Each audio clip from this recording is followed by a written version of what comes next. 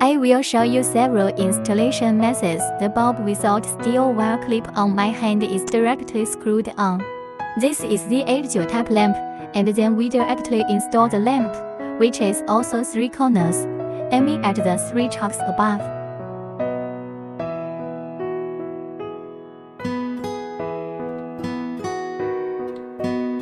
For some cars, the installation with circlip is copper wire circlip. We can press and pull it out, take out the halogen bulb, and then install the lamp.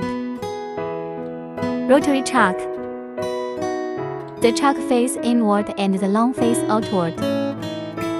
Fix with circlip. Install it along the cut slot. Rotate the lamp body with the lamp line vertically downward. It's done.